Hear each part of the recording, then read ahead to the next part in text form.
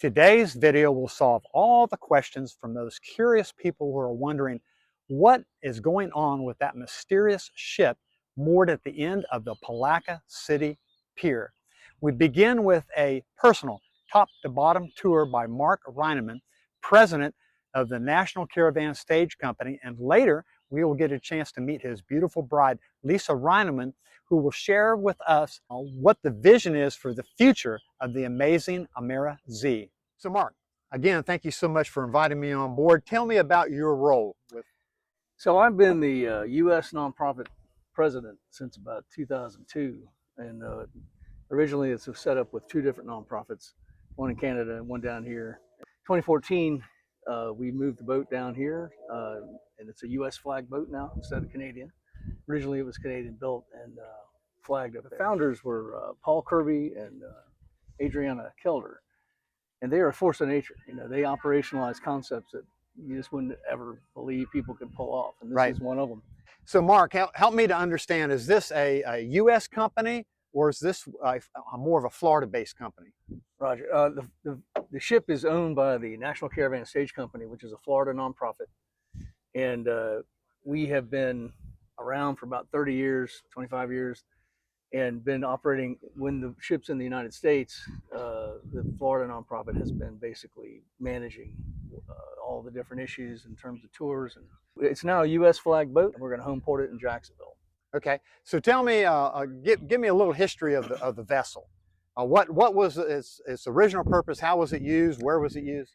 So it was built by the theater company, and they picked a design.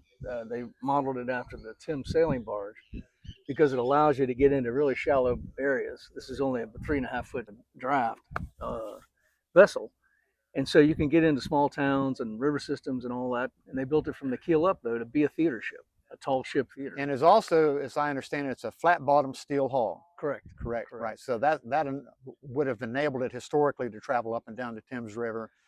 And so, but this particular vessel, it's been around the world, as I understand it, right? Been from Canada to Europe and back. It's been all over Canada and the United States, done the Great Loop and a couple times. Shipped it over to Hamburg and went through the European river systems. Let's talk about some of the distinct features that make this a sailing barge. I know we've got an unusual mast here.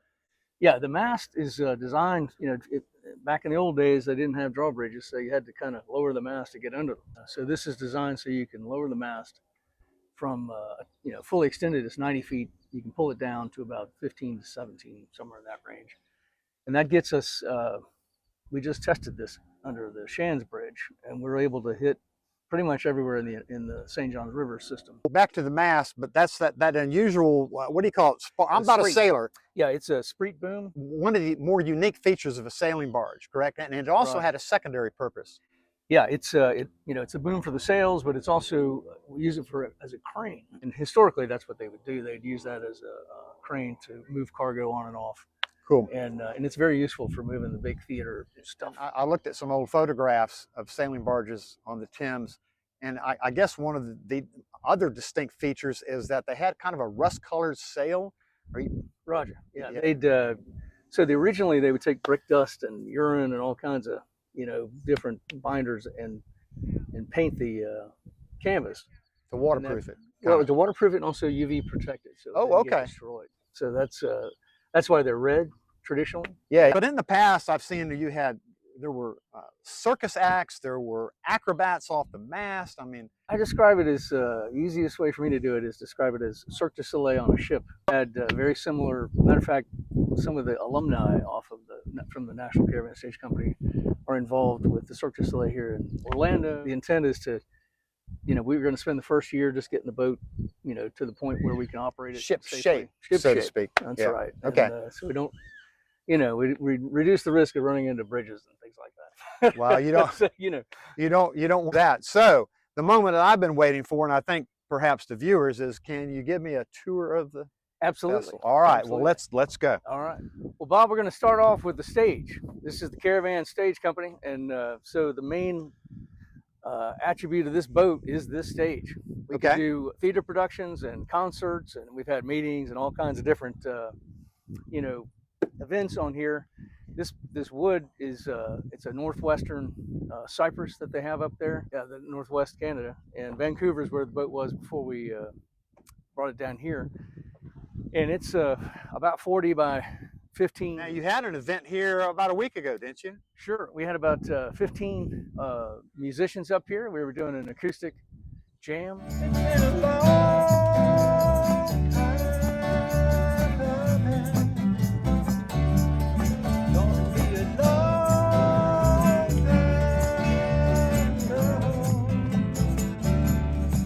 And it was the first sort of a, event we've had since we've had the ship here in North Florida. And it was sort of a test case for Palatka. Palatka's been really, really supportive. And well, I was here and I thought it worked out very well. yeah, it was fun. It was fun. Yeah. Well, let's check out the rest of the vessel.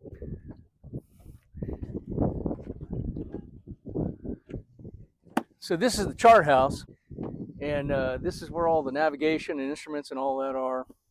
And heavy weather, we can get in there, and we don't really navigate from here, but we keep all of the navigates, and the crew does a lot of their engineering and stuff like that. And so this is the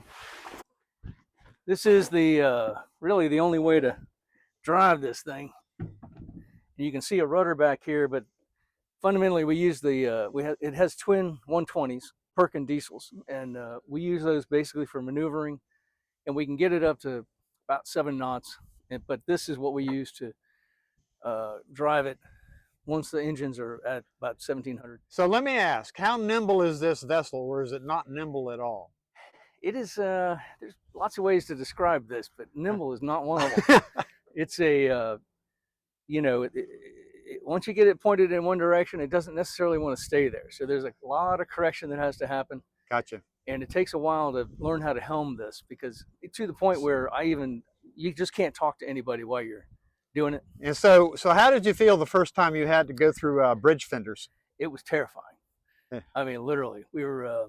I actually had my son with my whaler out just in case something went wrong, to kind of nudge us away if we had a problem. Kind of like a mini, kind of a tug. Yeah, it's got a little 150 horsepower on it, so we were going to use that if we got into a pinch. And luckily, we haven't had to do that. And it gave us actually quite a bit of confidence to go ahead and go through the bridges. And we picked the weather on the way down, but we didn't really pick it on the way back up. So there's about 20-knot wind. And trying to get that thread through downtown Jacksonville was... So I see I see a little brass here. Tell me about your... This bell was cast for the Caravan. That's a little sign designed for the Caravan. Oh, nice. Nice. And when you're driving this, it takes 4 to man the ship. Okay. And we do blue, red, green watches. So when you're doing a 24-hour run, those watches come on. That's what controls, gets everybody out of the bunks and all. Gotcha. That. Yeah, just like the sailing ships of old. Very much like that. And, we keep a log down there of everything that keeps going. So in breaking down the crew, you have a 4 crew. Explain to me where each station is. So we got a helm, somebody running the helm. We got a bow watch. Okay. There's a navigator underneath here. And he's in this compartment, which we're fixing to have a look at here in just a moment. And, and an engineer. So we got somebody doing those roles. And we don't all the time have that. And there's also a captain. So I guess there's 5. 5. Captain and crew. And one of the reasons it's here in Palatka, you mentioned me earlier, correct me if I'm wrong, is to keep it here in this sheltered port. So there's 2 reasons. We were looking at how to deal with hurricane season, and this is a good place to be, because we can, very closely we can get it honey-holed up here, so we don't have to worry about the hurricanes. And then, or at least more, won't be as exposed. And then the other thing is simply the bottom fouling during the summer, when it's the warm months. I had not thought about that. It gets real heavy, when it's more saline. And so we're kind of trying to go back even more fresh water to kind of kill it. Tell me about these hatches that are over the companionway. Dutch design. And so basically it's just part of the design. You can slide these and button up the boat. Yeah, really. If you have foul weather, and obviously for security, but I really like the woodwork on that. And you've got them. You've got two of those entranceways or companionways. Is that normal on a sailing vessel? I mean, I know this is a mixture of power and sail, but is that normal? For this vessel, it's kind of the classic design for a Thames Sailing barge, or okay. a Dutch sailing barge. And it also, from a safety standpoint, there's a way to get out on that side and this side. Hey, Mark, before we go down below, there's something here that's caught my eye. Tell me about what looks like turtles up here. What? Yeah, so the turtle, the sea turtle is the mascot for the ship, and it sort of represents the ecological and environmental focus. Okay. That is one of the missions of the nonprofit. Let's go down below. So how does one go down these stairs? What's the proper technique? So you stand up and you turn around, and you always go back, so you have something to hold on to. Gotcha. And except for that little issue there, the one is want to have, whenever you're running around the boat, you want to have 3 points almost all the time. 3 points of contact. Yeah, it's very it's beautiful, but it's still kind of an industrial setting, and you can get hurt. So yes. That's why that's one of the briefings that we do when we're talking to everybody. Okay. About how to move around. All right, I'm next. All right, here we go. That's easy enough. We are in the brains of the ship, but tell me about all the brass, the portals, and all the brass. Was that specially made? I don't know how they got sourced, but basically, as you go around the boat, it's designed so that you can operate without air conditioning. Gotcha. That's part of the adaptation thing we're having trouble with here. Is it was a Canadian boat, and they didn't worry about that. Right. There's just ice and snow. That's right. It right. rarely got 80 degrees. Right. Yeah. But I really like it. I mean, I like the brass. I like how it was machined. Yeah. I mean, they're functionally designed to, button up the boat so that you can't have water intrusion if you have bad weather. How was the vessel transported to Europe and then back to the North American continent? So we've had several legs where you can't sail this boat in blue water. It's just not designed for that. So we put it up on enormous freighters. They move. They're the same kind of things that move these big yachts around. And we just brought this one down, for instance, through the Panama Canal from Vancouver on a big freighter, and they dropped it at Fort Lauderdale, and then we sailed it up from. This is where all of the instruments are, and this controls the generators. There's the controls over there for the engines underneath. Okay. And it's got all the latest electronics, AIS, all that. So now this is the companionway on down into the salon. I guess would this be the lower deck? Or well, this is the main salon for the ship. There's only one, there's the deck, and then there's the salon and the living space down here. And and so this ship was designed to sleep 20. And so this is the space that the common space, where you live, and you have a galley off. Galley's right here, full galley, and this little table here, it has recesses for your feet, and we've had upwards of 26 people here for dinner. Oh wow, I can see how that would work. Now, I don't know that I've ever seen anything quite like that. The guy who designed this, because they knew they were going to have a bunch of people in a small space, the idea was to it's after like a Bedouin tent, where there's no angles. Everything's rounded, so you feel like there's more space. And that's what, when you look around, you'll see that there's very few angular, rounded out. I know on first blush, it looks like it could be uncomfortable, but let me have a crack at it, and I'm going to turn the camera over to you. All right, Mark, I just got to try this out. Let the record reflect that my surgeon tells me I need a total right knee, but I think it's going to be all good. And now that I scoot up here, this is really quite comfortable, unexpectedly, because when you're looking from your position where you are, one wouldn't maybe necessarily think that. Kind of reminds me of the last and probably the only time I'll go to a Japanese steakhouse, and I think we were kind of sitting cross-legged on the floor, and the table's right here, and the Japanese cook's over there flipping everything up and down, and but this is much better. So I can see where you'd have a grand time, sitting around this, and it's unusual in its appearance because you're right, there are no angles to it. It just kind of flows on around, kind of like a stream or a pond might. But okay, let's see if I can get out of here. I think I can do it. Oh, there we go. All right, I don't need a knee operation yet. So so this is the sort of the ship's library. A lot of it's kind of research that was that's built into some of the shows that were produced. Oh, really? It's Okay. also a lot of the design issues. We have some over here. We have some boxes that are full of the drawings and the systems and all that. But this is primarily the history of the ship and the history of how the Caravan got going. They originally were they took these enormous wagons and Clydesdales for 20 years and went all over down to Key West and all over the United States doing their shows, and they just couldn't do that anymore. So they did their ship. They transitioned to a floating performing arts venue. Exactly. Well, hold on now. What is this? Solid steel? Yes. Originally, it was designed to have waterproof, watertight spaces. Yes. But it just got to be too hard to manage. So it is very robust. The two most important things for crew are the galley and the chef, and then where you sleep. And these will sleep 18. When everybody's running, everything's kind of quiet in here, of course. So we're talking 3 people to what, a berthing area? Correct. Am I saying that right? Okay. That's right. And we have three of these, and so there's 18 can sleep in here.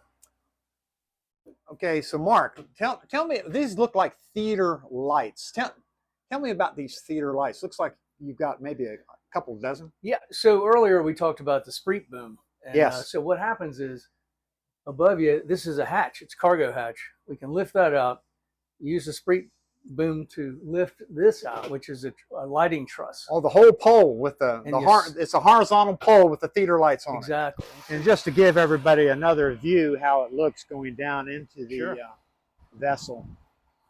This is the bow of the ship, and this is where the bow watch hangs out. And we tend to have 2, just because it gets a little boring and you can pass out. So you don't want your bow watch going to sleep. And there's we communicate with the radios back and forth. It's just far enough away where you have. So let's have a look back at the helm. Would be behind that second mast. Yep. And so that's you're probably talking 20, 25 yards. So that, and so you have a mechanical winch system for your anchors. Do you have 1 anchor or 2? We got 3. 3 anchors. Yeah, okay. We also got some spares just in case for hurricanes and that kind of thing. Is that a Danforth or is that? Yeah, it's a Fortress Danforth. Oh, I see. Right.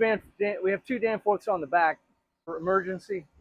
And here's your chain right here. You're talking about that weighs so much to kind of hold it down on the bottom so it doesn't lose its purchase. Tell me how you came up with the passion to want to do this project. It seems massive to me. So this project started off. The origin story, it was a staff study for a military class I was taking. And I was looking at... And let me interrupt. Yes, sir. Because you are a retired colonel for the U.S. Army? I was in the Guard for 23 years here in Florida, and then the USAR for the remaining 7 years. Well, congratulations. Afghanistan a couple times. And of course, thank you for your service. I had a great time. Thank you very much. Well, good. Well, continue on. I was doing the staff study, and the idea was after the hurricanes, how to move massive amounts of support down, and doing it on barges is a way to do it. And we started looking at that. And ultimately, the answer was to have a dual use series of barges and we used a concert venue as the idea, because if you can support 10,000 people at a concert, the difference between the logistics to support that and 10,000 people who've just had their houses knocked down by a hurricane, there's not a wildly different scenario there. You bring in barges of medical and water and food and all that. And so these guys were coming down the East Coast. I was looking around for different examples of this, and they were coming down the East Coast. So I went ahead and brought them in as a sort of a pilot test, little case study to Jacksonville in 2000. I think it was in 2000.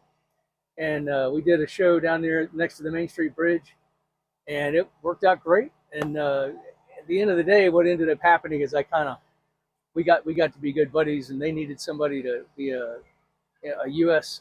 support person down here, and they asked me to be the president of their nonprofit, and that's how that worked out. This is great, and I just looked over my left shoulder and I see your lovely bride coming, so sure, I'm going to take an opportunity to speak with her. Thank you so much for the tour. Yes, sir. Appreciate it. Well, Lisa, thank you so much for agreeing to speak with me. This is we're kind of closing this little video out, and I was hoping you would share with me, what is the vision for the Amara Zee? What going forward? How do you see this? Well, we're so excited to be here on the St. Johns River and to have the Amara Zee calling the St. Johns River the home port. And the river historically has connected all of our riverfront communities. And so we want to tap into that history as well as the DNA of the Amara Zee and all the arts, bring all that together to celebrate not only the St. Johns River, but all of us who live along the St. Johns River watershed. And so, narrowing it down a little bit, Yeah. tell me about the history vision, that part of it. Because I happen to be a member of the Fruitland Peninsula Historical Society, so I have an interest there. Well, I mean, the St. Johns River has so much history. It literally was the highway into Florida. People would travel from up north and come into all of these beautiful communities, just like Palatka and Crescent City, Palatka, and it was really the tourist area. And so by bringing this boat, going port to port and meeting with everyone that lives in these riverfront communities, it really taps into the way people used to connect. For example, the Episcopalian churches. We have these river churches where the bishop would actually go by boat to go and to speak to the congregation. And so focusing on using the river not only for enjoyment and to see it and just all the beauty it offers, but also to literally connect us together as river dwellers. Okay, so we're in Palatka now. What ports or what areas might you explore upstream, which would be south because the St. Johns River flows north? Well, we've been looking at actually going from Sanford south, upriver, all the way to Mayport and stopping along the way at different ports of destination, just like people did historically. Going into Crescent City, going to Three Bananas and hanging out, right? Now, Three Bananas is a very nice waterfront restaurant. Had a wonderful scouting trip recently, had a lovely lunch, met some great people. Would love to sit out there and have a concert. This ship was made to be a stage where it was actually performing arts with people sitting on the riverbanks. And so by tying that into all of these riverfront communities, working with the community, featuring local artists, featuring local history, I envisioned Sam Carr reading Bartram's Travels, right here on the deck of the Amara Zee. So you might pull up to the docks down there at Mount Royal, for instance, where the famous Indian Mount is. And of course, Sam is an expert on that. This day and age where everything is so fast, one of the beautiful things about the Amara Zee is that it only travels at 7 knots. And so we slow down. We really can soak in all the beauty of the St. Johns River, but also the history. We envision having historians and reenactors talk about the wonderful history of Florida in areas like Fort Gates area, where those homes along the banks of the St. Johns predate the Second Seminole War, which is just mind-boggling. And they really tap into our great roots and histories as well as connections as Floridians. A subject I didn't broach with your husband, that's very important. Okay, what does the name Amara Zee mean? Sure, so the Amara Zee is the goddess of the sea. And so now we believe we're bringing the goddess of the sea onto the St. Johns River. Again, I thank you so much for allowing me to do this. It's really been fun doing this little video tour of the vessel and getting your and Mark's ideas for the future of it. And I wish you all the best, and I hope to see you upriver. Absolutely. Thanks so much, Bob. Thank you.